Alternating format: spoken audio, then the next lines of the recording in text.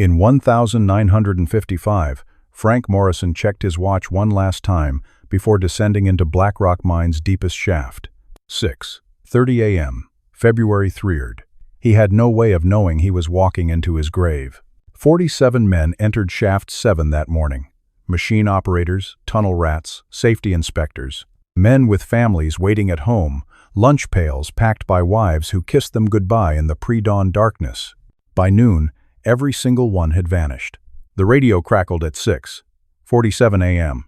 All clear at level 5, proceeding to the new vein. Then, silence, static, nothing. When the lunch whistle blew and no one emerged, Foreman Jack Sullivan felt his stomach drop. Something was wrong, terribly wrong. Rescue teams descended immediately. What they found defied explanation. Tools laid out like the men had just put them down. Coffee still warm in thermoses. A half-eaten apple sitting on a rock, one bite missing. But no men. 47 human beings had simply ceased to exist. The tunnels were intact, no cave-ins, no gas leaks, no flooding. The air was clean, breathable. It was as if the earth itself had swallowed them whole. Margaret Sullivan, Jack's wife, camped outside the mine entrance for 37 days. She claimed she could hear voices calling from deep underground.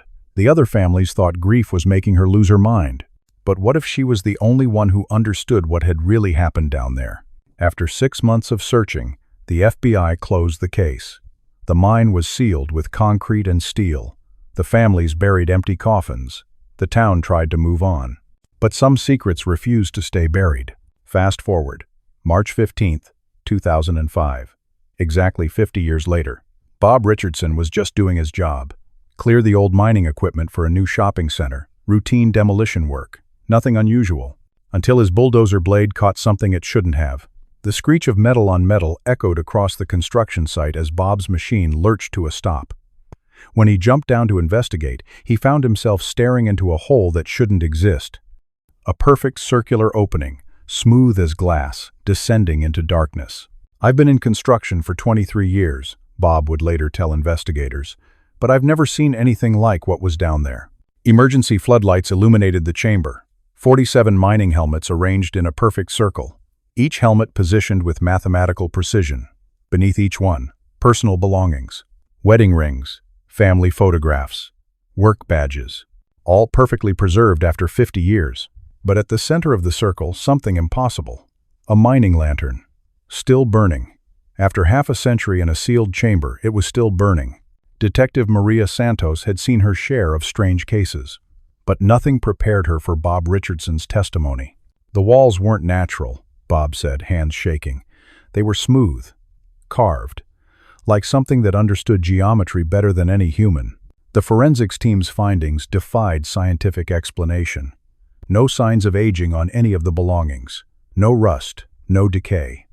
A pocket watch, stopped at 6:47 a.m. on February 3rd, 1955, started ticking again the moment they touched it. But the most disturbing discovery was yet to come. 47 sets of footprints led into the chamber. Coal dust had preserved every step perfectly. But not a single set of prints led back out. The men had entered, but they had never left. When news reached Margaret Sullivan, now 83, she wasn't surprised. She'd been waiting 50 years for this moment. "I told them Jack was trying to tell me something," she said, staring out at the distant mountains. But nobody believed a grieving widow's ghost stories. Margaret's words sent investigators racing to the town archives. What they found changed everything. Buried in forgotten files, a pattern emerged. Every 20 to 30 years, miners would vanish without a trace. Different companies, different locations, but always the same result.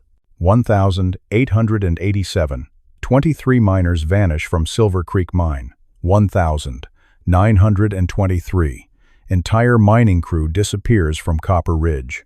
1,934. Search called off for missing miners at Devil's Canyon. The disappearance sites formed a perfect geometric pattern across the Colorado mining region. Too precise to be coincidence, too deliberate to be natural. Dr. Emily Hartwell, the geologist called in to examine the chamber, made a discovery that challenged everything science understood about the area. "The mineral composition doesn't match any known geological formation in Colorado," she said, holding up a glowing rock sample. "In fact, It doesn't match any known formation on Earth. The crystalline structures created a resonance field that could theoretically suspend time within a localized area. But achieving such precision would require technology centuries beyond current capabilities. Hidden beneath decades of coal dust, investigators found something that changed the entire investigation. Ancient petroglyphs carved into the chamber walls, symbols telling a story no one was prepared to hear. Dr. James Crow Feather, a historian from the Ute Mountain tribe, translated the symbols. His face grew pale as he studied them. "My ancestors knew this place. They called it where the earth breathes backwards. They warned us never to dig too deep here." The petroglyphs depicted figures being drawn downward into the earth. According to tribal legend, certain places were alive, hungry, and in those places the earth demanded tribute. "These symbols are a warning," Dr. Crow Feather said. "They tell of something that feeds on those who disturb its rest." Against all warnings, authorities decided to excavate deeper. They needed answers. They needed closure. On March 23, 2005, drilling teams broke through the chamber floor. What they found below would haunt them forever. Another level, then another, and another. A vast network of chambers extending far deeper than any mine had ever reached. Each level contained the same haunting scene. Perfectly arranged circles of mining equipment, personal belongings. And always, at the center, a lantern that had burned for decades but never died. The 1,955 miners weren't the first victims. They were just the most recent in a pattern spanning over a century. As news of the discovery leaked to the media, panic spread. The governor called an emergency session. Behind closed doors, the conversation was desperate. "We need to seal this site immediately," came the classified audio recording. "If the public learns the full extent of what we've found, it could cause mass hysteria." Concrete trucks arrived within hours. The excavation was halted. The site was sealed under national security protocols. But sealing the entrance couldn't erase what had been discovered. And it couldn't stop what happened next. 3 weeks later, night security guard Tommy Martinez made a 911 call that no one was prepared for. "They're coming back up," he screamed into the phone. "Oh God, they're coming back up. I can see their lights." When search team arrived, they found Tommy staring at the concrete barrier in terror. Through hairline cracks, faint lights could be seen moving back and forth. Electromagnetic readings spiked off the charts. Seismic equipment detected movement beneath the ground. Rhythmic, purposeful movement that matched no known geological phenomenon. And the concrete seal was beginning to fail. Dr. Sarah Chen, a quantum physicist from MIT, was brought in to explain the impossible. Her theory challenged everything about reality itself. What if the miners didn't disappear? What if they were displaced into a parallel quantum state, existing in the same space but in a different dimensional phase? The crystalline formations could theoretically create a quantum field separating dimensional spaces. The miners could still be there, trying to return to our reality. If the barrier between dimensions is breaking down, we could be looking at catastrophic dimensional breach. Reality itself could become unstable. As if responding to her words, strange phenomena began occurring throughout the town. Residents reported sightings of men in 1950s mining gear. Security cameras captured translucent figures walking through solid walls. Children heard voices calling their names from storm drains and basements.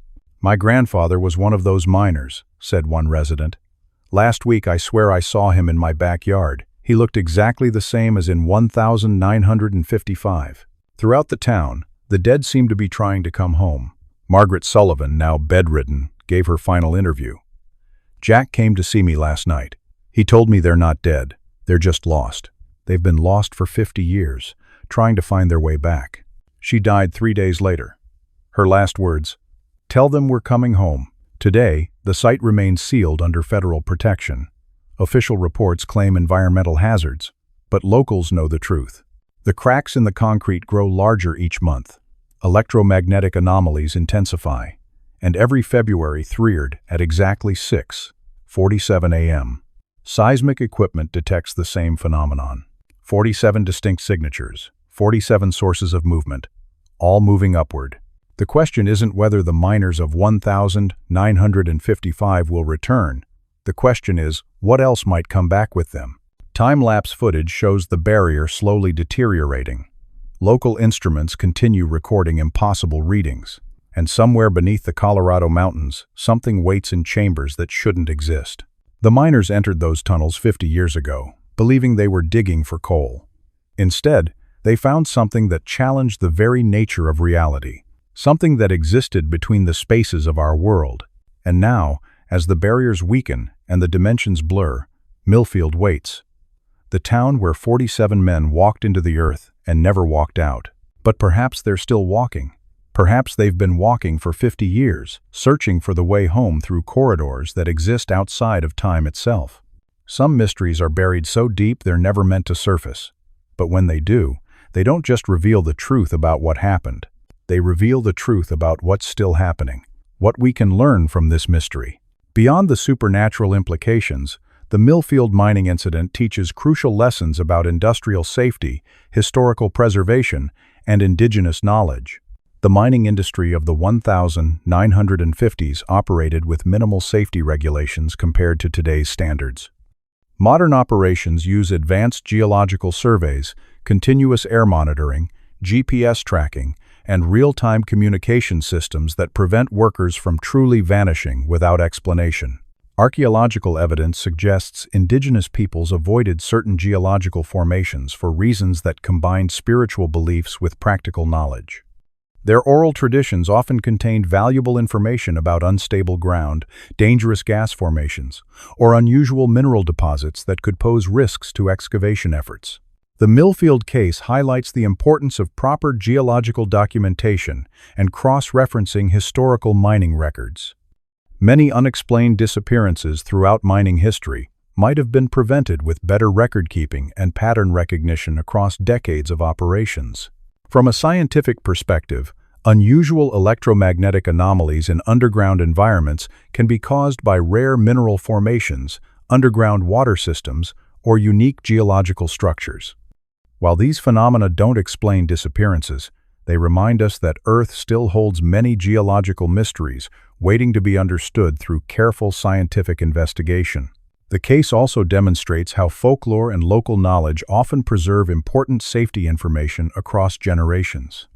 Modern mining operations increasingly consult with indigenous communities and local historians before beginning excavation in areas with unusual geological or cultural significance.